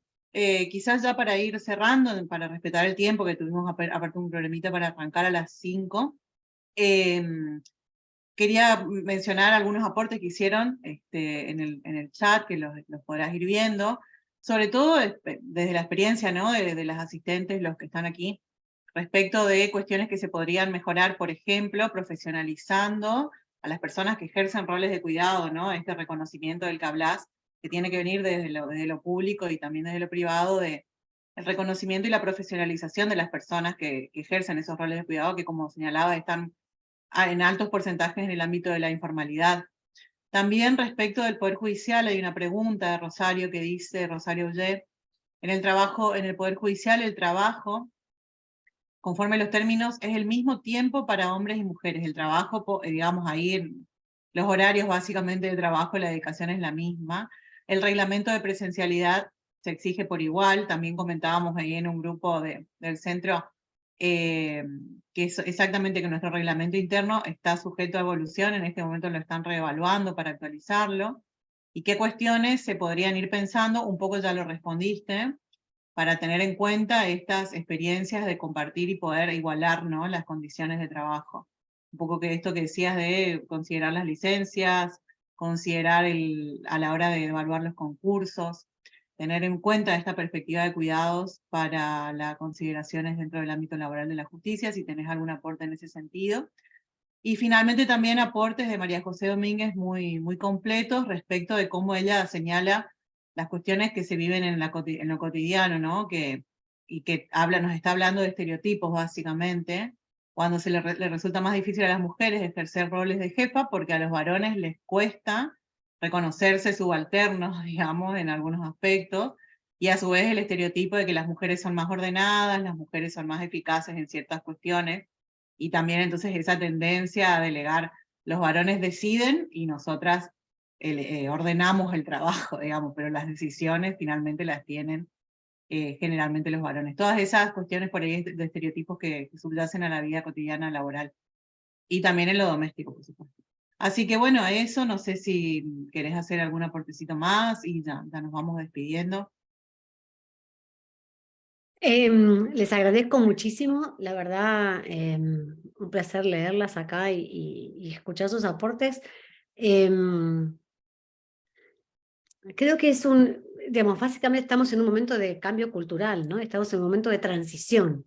Creo que definitivamente no estamos en la misma situación que 2 generaciones para atrás, y probablemente 2 generaciones para adelante también estemos siga modificándose. Pero los cambios culturales hay que empujarlos, hay que promoverlos, ¿no? ¿Y cómo se promueven los cambios culturales? De diferentes maneras, sin duda con intervenciones de distinto tipo, y creo que las políticas públicas y el derecho pueden hacer algo para empujar esos cambios culturales, para contribuir a esos cambios culturales. Y mucho tiene que ver con el ejemplo y con la imitación, ¿no? O sea, es muy difícil pensar que vaya a haber un espacio de cuidado, un espacio de trabajo más igualitario y con que promueva mayor corresponsabilidad de género, si por ejemplo los jefes, que siguen siendo mayoritariamente varones, no muestran con el ejemplo su propia dedicación de tiempo al cuidado. Entonces, en el ámbito privado, por ejemplo, en las empresas, que se habla mucho de promover espacios de cuidado para mujeres y para varones y tiempo para el cuidado para mujeres y para varones, bueno, difícilmente un equipo de trabajo se sienta habilitado a tomar ese tiempo, por ejemplo, para hacer la adaptación escolar de un hijo o una hija en jardín de infantes, si el jefe no lo hace, y que siempre son varones además. Entonces, si los jefes varones no toman ese tiempo, o no toman la licencia extendida de paternidad porque no soy el jefe y no me puedo dedicar ese tiempo, difícilmente su equipo de trabajo sienta que está habilitado para hacerlo, y difícilmente las mujeres no sientan que disponer de toda esa licencia va a ir en detrimento de su valoración como trabajadoras. Alguien ponía por ahí, ¿no?, que la presencialidad, por ejemplo, o no tomar licencias se considera un mérito a la hora de considerar ascensos. Si leí bien, decía algo sobre eso. Bueno, eso es un problema, porque si las licencias son acordadas como un derecho, tomar ese derecho no puede ir en detrimento de una oportunidad de progreso futuro, porque estamos dando un mensaje contradictorio. Ahora, ¿cómo contrarrestamos ese mensaje contradictorio? Con ejemplos. No solamente la letra de la norma, sino la norma en ejercicio, ¿no? Y ese ejercicio lo hacen los propios jefes y jefas, pero también los jefes varones. Entonces, creo que ahí tenemos como parte de esos desafíos, y hay como muchas cosas importantes hay que hacer, hay que abordarlo de diferentes estrategias, todas al mismo tiempo, y todas son relevantes. Pero me parece que desde diferentes lugares tenemos como bastantes oportunidades para ir mostrando esa transformación de la que queremos ser parte.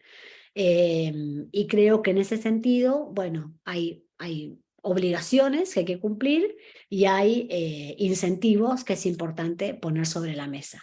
Y bueno, y en eso estamos, y creo que parte de la iniciativa del Poder Judicial y del espacio que coordinan ustedes para avanzar en esta temática desde el Centro de Género y Centro de Estudios Judiciales, me parece que bueno, nada, problematiza algo que les atraviesa desde diferentes dimensiones, y creo que esa es una conversación sin duda útil e interesante. Así que les agradezco mucho la invitación para ser parte en este espacio. No, por favor, Natalia, nosotras somos las agradecidas. Resalto que las compañeras de la asistencia también señalaban la mayoritaria, la apabullante mayoría de mujeres dentro del auditorio, que también esto, ¿no?, de ir reconociéndonos en la corresponsabilidad que señalábamos hoy, sobre todo a partir de eso. Y a mí, bueno, no puedo con mi genio, quería hacer un pequeño aporte desde hoy, lo tenía acá en el hipotálamo. Con nosotras llevamos adelante los talleres de Ley Micaela, y en una de las ocasiones se nos presentó, ¿no?, algunas veces, quienes lo han hecho ya saben que al comienzo hay una pregunta sobre si te sentiste o no atravesado por los roles de género a la hora de la trayectoria profesional o de carrera o laboral, ¿no?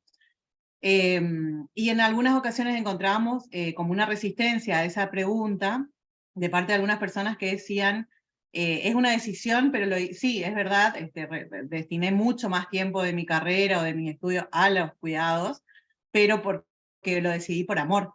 Y estaba esta cuestión, ¿no?, de que teníamos por ahí que aclarar o movilizar el debate dentro de los talleres, en el que la pregunta no apunta a cuestionar el amor. O sea, todo esto que vos decís, esto de poner en crisis estas ideas, no cuestiona el amor ni las decisiones dentro de los vínculos afectivos, simplemente pone en debate decir por qué otras personas nunca tuvieron que tomar esas decisiones, digamos.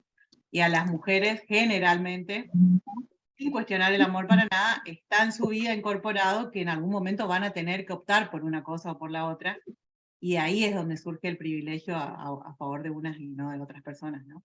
Entonces ese por ahí era el puntapié, también tener en cuenta que no es un cuestionamiento al amor, ni a los vínculos afectivos, ni a todo lo que tiene que ver con la parte emocional o comunitaria, ¿no? A los puntos de unión de nuestra comunidad, sino todo lo contrario, de expandir esos vínculos de cuidado y de atención y de amor y de tareas domésticas a toda la comunidad.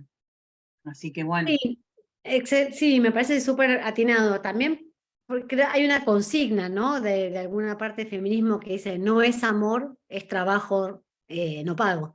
Bueno, es trabajo no pago, pero también es amor. Claro que sí. Es amor y es trabajo.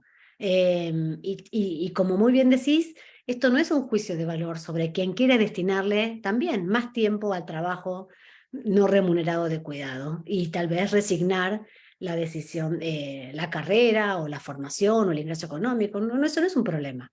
El problema es la imposibilidad de elegir. El punto es la elección, es la libertad con la que elegimos una cosa o la otra. Si no hay corresponsabilidad, si no hay redistribución, si no hay políticas de cuidado, no es una elección, es una imposición, es un mandato. Y ese es el problema. El problema no es hacerlo, sino que no tengas opción. Entonces, comparto plenamente, pero es cierto que a veces genera resistencias también para las propias mujeres, que se sienten cuestionadas en sus elecciones. Yo lo veo también dentro de la familia, ¿no? Sobre todo con otras generaciones. Bueno, siento que lo que me estás diciendo me cuestiona en mis elecciones. No, para nada. La pregunta es si fue una elección.